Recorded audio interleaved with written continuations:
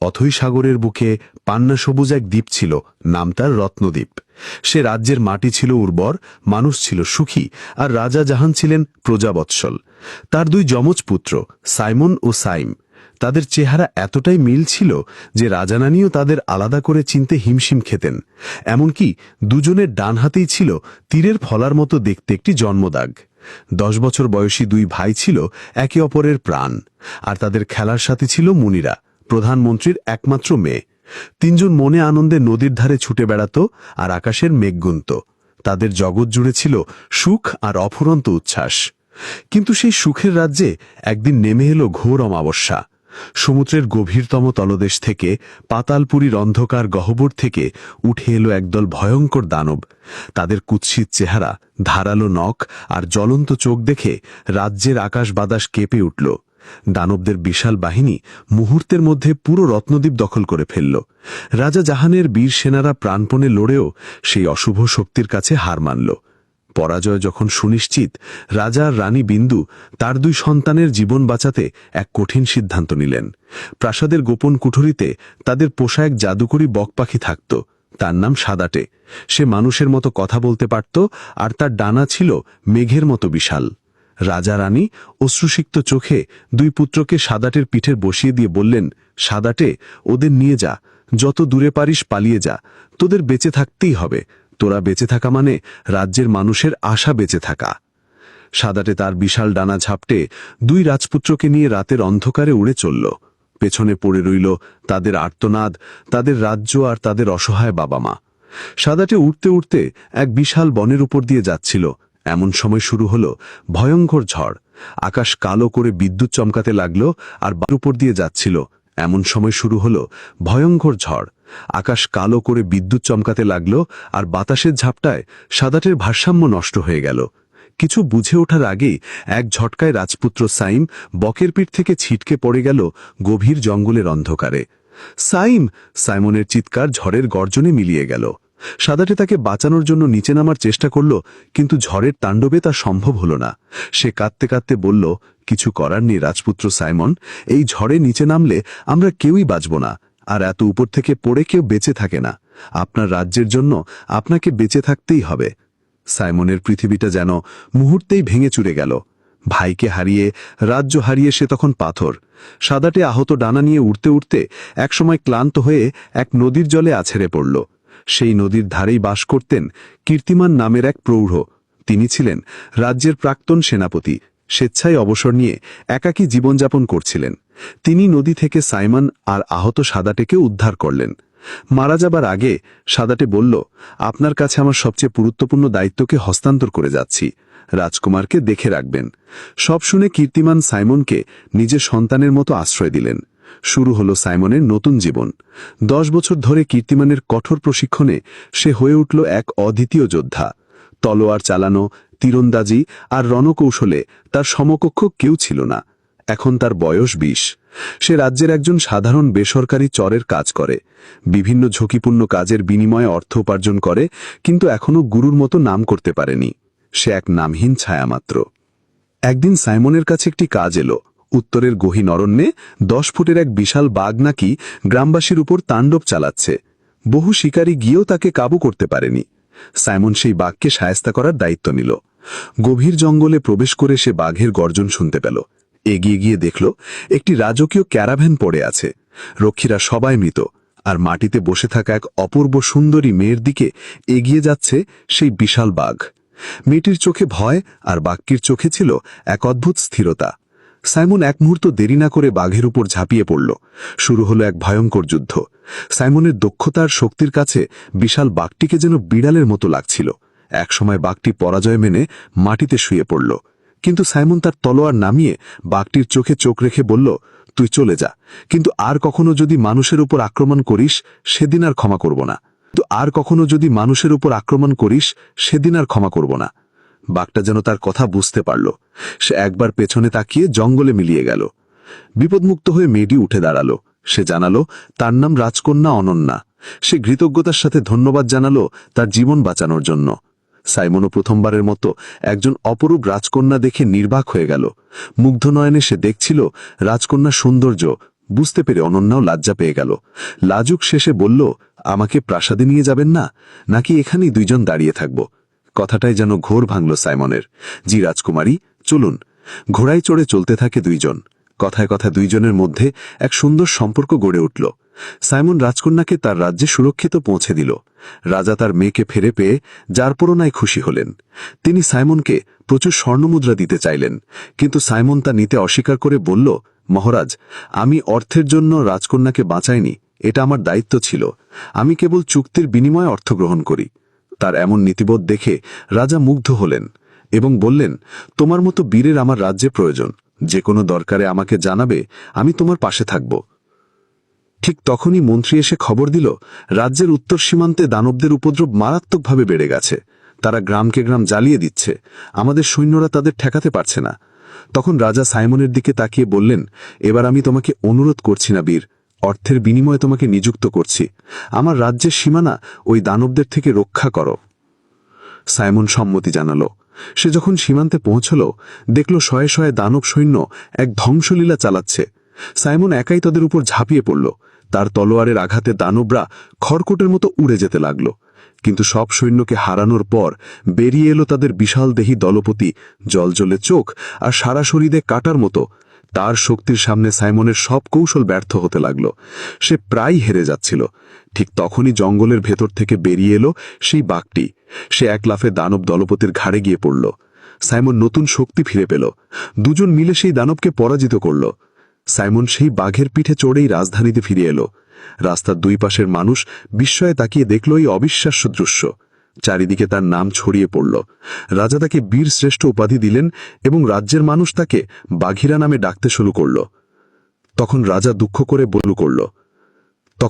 দুঃখ করে বললেন, এই দানবরা আসে সমুদ্রের মাঝখানের ওই রত্নদ্বীপ থেকে। 10 বছর আগে ওরা ওই সুখী রাজ্যটা দখল করে নিয়েছে। এখন তারা সারা পৃথিবী দখলের পরিকল্পনা করছে। রত্নদ্বীপ নামটা শোনার সাথে সাথে সাইমনের বুকের ভেতরটা কেঁপে উঠল। তার শৈশবের সব স্মৃতি, তার বাবা মা আর তার হারিয়ে যাওয়া ভাই সাইমের মুখটা ঝাপসাভাবে ভেসে উঠল। তার মনে পড়ে গেল এটা তারই হারানো রাজ্য। সে রাজাকে বলল, মহারাজ, আমি ওই দ্বীপে যাব। ওই দানবদের চিরতরে শেষ করতে হবে। রাজা বলল, আমার সেনাবাহিনীর সেই ক্ষমতা নেই। অন্য রাজ্যরাও আমাদের সাহায্য করবে না। কিন্তু সাইমন বলল, আমি একাই যাব, কাউকে লাগবে না। আপনি শুধু রাজ্যের মানুষকে নিয়ে আমার জন্য দোয়া করবেন। এই কথা পৌঁছানো রাজকন্যা অনন্যার কানে। সে ছুটে এসে বলল, তুমি যেও না সাইমন, একা তুমি কিছুই করতে পারবে না। কিন্তু সাইমন দৃঢ় প্রতিজ্ঞ। সে তার অতীত খুলে বলল, তোমার ভালোবাসা আমাকে বিজয়ী করেই ফিরিয়ে আনবে। অশ্রুজল চোখে অনন্যা বিদায় জানিয়ে বলল, আমি তোমার অপেক্ষায় থাকব। বাঘিরা সাইমন, ফিরে এসো আমার কাছে। সাইমন তার বাঘকে সাথে নিয়ে বেরিয়ে পড়ল।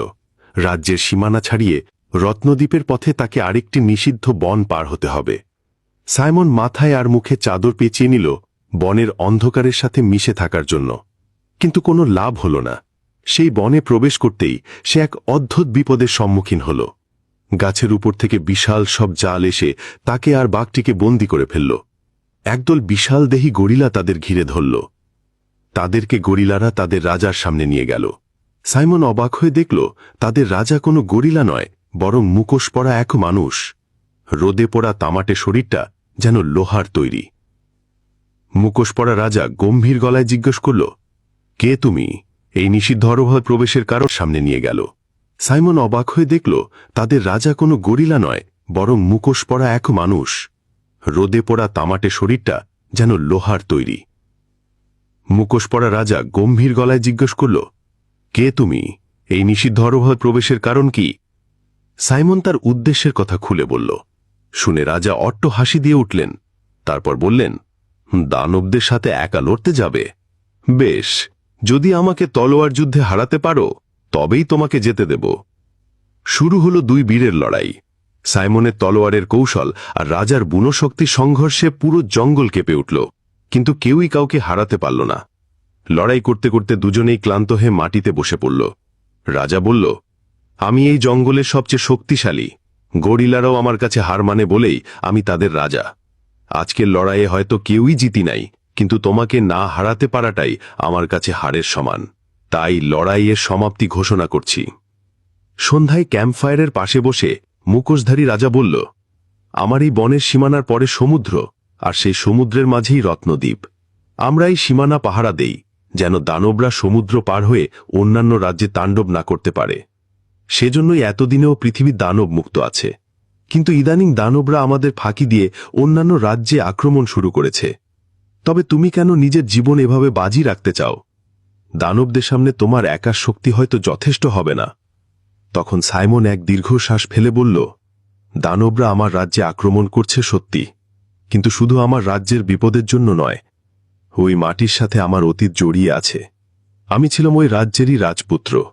10 বছর আগে দানবদের আক্রমণে আমরা পালাতে বাধ্য হয়েছিলাম, কিন্তু পথে এক ঝড়ে আমি আমার যমজ ভাইকে হারিয়ে ফেলি। আমি একাই বেঁচে আছি, আর আমার রাজ্যকে মুক্ত করা রাজপুত্র হিসেবে আমার দায়িত্ব। কথাটা শোনার সাথে সাথেই পাশের এক বয়স্ক গরিলা বলে উঠল, আমাদের রাজাও তো 10 বছর আগে আকাশ থেকে এই জঙ্গলে পড়েছিলেন। সাইমনের বুকের ভেতরটা ধক করে উঠল। সে কাঁপা কাঁপা গলায় মুখোশধারী রাজার দিকে তাকিয়ে বলল, আপনার হাতটা একবার দেখতে পারি? রাজা হাতটা এগিয়ে দিতেই সাইমন দেখল সেই তীরের ফলার মতো জন্মদাগ। সে নিজের হাতটা পাশে রেখে দেখালো, দুটো দাগ হুবহু এক। সাইম! বয়স্ক গরিলা বলে উঠল, আমাদের রাজাও তো 10 বছর আগে আকাশ থেকে এই জঙ্গলে পড়েছিলেন। সাইমনের বুকের ভেতরটা ধক করে উঠল। সে কাঁপা কাঁপা গলায় মুখোশধারী রাজার দিকে তাকিয়ে বলল, আপনার হাতটা একবার দেখতে পারি? রাজা হাতটা এগিয়ে দিতেই সাইমন দেখল সেই তীরের ফলার মতো জন্মদাগ। সে নিজের হাতটা পাশে রেখে দেখালো, দুটো দাগ হুবহু এক। সাইম! সাইমনের গলা দিয়ে বেরিয়ে এলো এক অস্ফুট চিৎকার। মুখোশধারী রাজা তার মুখোশটা খুলে ফেলল, আর সাইমনও তার মুখ থেকে চাদর সরিয়ে ফেলল। দুইজনের একই মুখ, একই চোখ। সাইমনকে জড়িয়ে ধরে বলল, সাইম, আমার ভাই। বয়স্ক গরিলাটি তখন খুলে বলল সব ঘটনা। প্রচণ্ড ঝড়ে সেদিন বনের সব গাছ লণ্ডভণ্ড হয়ে গেছিল। ঝড় থামার পর এক নিঃসন্তান গরিলা দম্পতি সাইমকে খুঁজে পায় অজ্ঞান অবস্থায়। মাথার আঘাতে সাইমের স্মৃতি হারিয়ে গিয়েছিল। গরিলারা তাকে খুঁজে পেয়ে নিজেদের সন্তানের মতো বড় করে। গরিলাদের সাথে থাকতে থাকতে সে হয়ে ওঠে গরিলাদের মতোই শক্তিশালী। তার অবিশ্বাস্য শক্তির কারণেই সেই একসময় তাদের রাজা হয়ে ওঠে। দুই ভাই 10 বছর পর একে অপরকে ফিরে পেয়ে কান্নায় ভেঙে পড়ল। সাইমন বলল, ভাই, দানবরা আমাদের রাজ্যের সবাইকে দাস বানিয়ে রেখেছে। হয়তো বাবা মা এখনো বেঁচে আছেন তাদের দাস হিসেবে। সাইমের চোখ জ্বলে উঠল। সে বলল, না, আর নয়, আমরা আমাদের রাজ্য ফিরিয়ে আনব। গরিলা সাইম আর বাঘিরা সাইমন, দুই মহাশক্তিধর বীর হাত মেলায়। এখন দানবদের বিরুদ্ধে যুদ্ধে আশা সঞ্চার হল। সাইম তার বিশ্বস্ত গরিলার পিঠে, আর সাইমন বাঘের পিঠে বসে রওনা দিল রত্নদ্বীপের উদ্দেশ্যে। গরিলা রাজা সাইম বনের গরিলাদের বলল, আমরা যদি ফিরে নাও আসতে পারি, তোমরা দানবের হাত থেকে পৃথিবীকে রক্ষা করো। দানবরা যেন কখনোই বনের সীমানা পেরোতে না পারে। গরিলারা অশ্রু জলচোখে তাদের প্রিয় রাজাকে বিদায় দিল। দুই ভাই একটি ভেলায় করে সমুদ্র পাড়ি দিল, সঙ্গে শুধু তাদের বাহন গরিলার আর বাঘ। সমুদ্র পাড়ি দিল, সঙ্গে শুধু তাদের বাহন গরিলার আর বাঘ। রত্নদ্বীপে পৌঁছতেই হাজার হাজার দানব সৈন্য তাদের ঘিরে ধরল।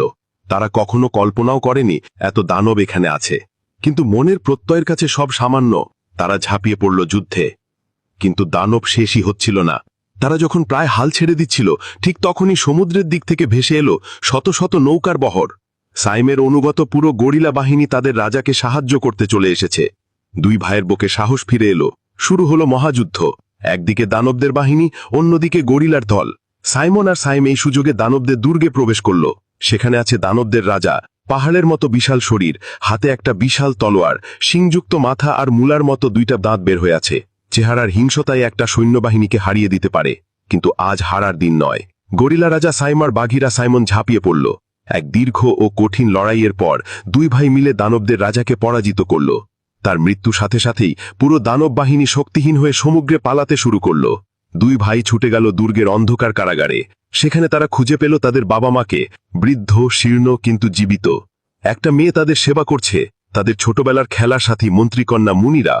দুই ভাই ছুটে গিয়ে বাবা মাকে জড়িয়ে ধরল। সেই পুনর্মিলনের দৃশ্য দেখে আকাশ বাতাসও যেন আবেগ আপ্লুত হয়ে উঠল। রত্নদ্বীপ আবার মুক্ত হল। রাজ্যের মানুষ তাদের দুই বীর রাজপুত্রকে ফিরে পেয়ে আনন্দে মেতে উঠল। তবে সাইমন তার কথা রেখেছিল। রত্নদ্বীপকে নতুন করে গড়ে তুলে সে ফিরে গেল রাজকন্যা অনন্যার কাছে। তার মুনিরাকে সাইমের সাথে বিয়ে দিয়ে রত্নদ্বীপের রাজা করে নিল রাজ্যের মানুষ। গরিলা রাজা সাইম আর বাঘিরা সাইমনের বীরত্ব আর ভালোবাসার কাহিনী রূপকথার পাতায় চিরকালের জন্য লেখা হয়ে রইল। আজকের গল্প হয়েছে দুই ভাইয়ের নামে, সাইম ও সাইমন। তোমাদের দুই ভাইয়ের ভালোবাসা গল্পের চেয়েও শক্তিশালী হবে এই দোয়া করি। গল্পটি ভালো লাগলে সাবস্ক্রাইব করুন, শেয়ার করুন আপনার প্রিয়জনের সাথে। পরের গল্পে দেখা হবে। জাযাকাল্লাহ।